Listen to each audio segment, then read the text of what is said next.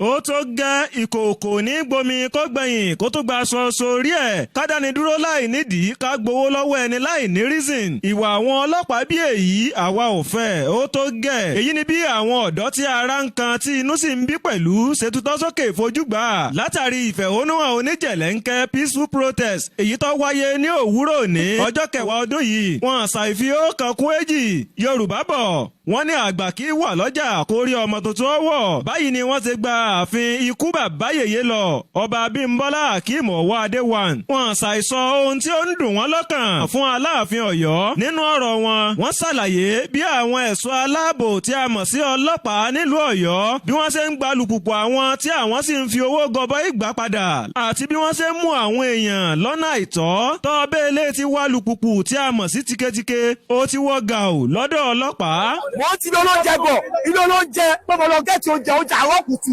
gbogbo láti kàdúrà òun lọ gẹ́ẹ̀tì oúnjẹ mò ń lọ lórí jìnnà wọ́n bá ṣe mí wọ̀ mọ́ sínú wọ́n sáré gíjì mi wọ́n gbé mi sọ́wọ́ wọ́n sọ pé mò ń tajà mo ní àárín tọ́jà wọ́n fẹ́ tún mọ́ sínú sẹ́mi ẹ̀ mọ́ mú mi wọ́n dẹ̀ gòódì mi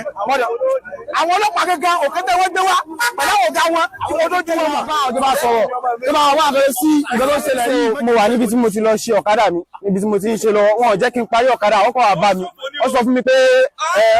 ọ̀gá fẹ́ rí mi pé kí ni ìgbà tí mo dé station wọ́n sọ pé àwọn gbẹ́sùn kan láti Ìbàdàn àbí kíní kan pé tortism kan kíní kan you are a ritualist ọwọ́ inú ilé mi wọ́n ṣàṣẹ everything wọ́n mú kọ́kọ́rọ́ ọ̀kadà mi wọ́n mú kọ́kọ́rọ́ ilé mi wọ́n dẹ̀ tilẹ̀kùn ìgbà tí mo dé station wọ́n ní kíní kan kí ni mo ṣe kí bá kan àwòkan ọ̀rọ̀ ní kí lọ mówó wá èló ní kí mú wá ọ̀dọ̀ yẹn sí sọ pé kí n máa mú 500 pounds wá láì ṣe kankan láì ṣe anything wọn bá ọ̀kan nílé ọ̀dọ̀ ní mú 500 pounds wá just like that láì ṣe anything fún wọn. mo fún ọ lówó of course 100 pounds lọ́gbà lọ́wọ́ mi lọ́jọ́ tá à ń sọ yìí. and again àfikún eléyìí àwọn ọlọ́pàá yẹn ṣèbí gọ́ọ̀mẹ̀ntì fún wọn ní mọ́tò tọ́níkà fún máa rédì sóye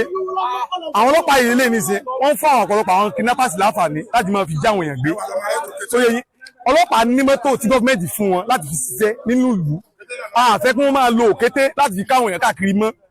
so ẹjọ́ tó dé Ọlọ́run kíjọba ràn wá lọ́wọ́ lórí ọ̀rọ̀ yìí ẹjọ́ abẹ́yìn ni abẹ́bẹ́ náà. ikọ̀ New Era TV ò ṣàìfọ̀rọ̀ wá ọ̀kan lára àwọn olùgbé bọ́rọ́bọ́rọ́ lẹ́nu wò látàrí bí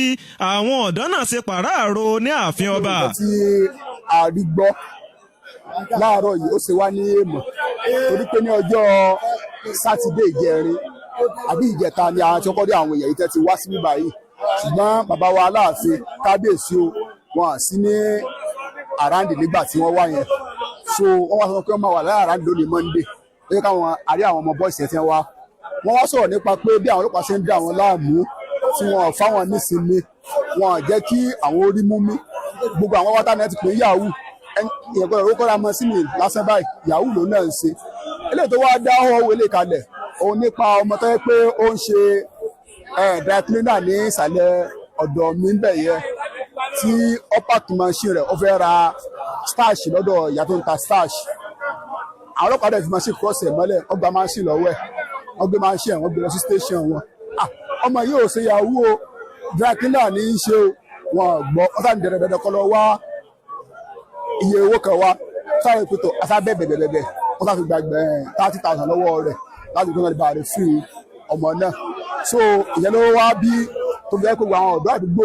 káàkiri láti Òròkì Orí Awó Àárọ̀mí Owódé Mọ́gàjí káàkiri gbogbo ìlú Ọ̀yọ́ tí wọ́n wá kó wọn wá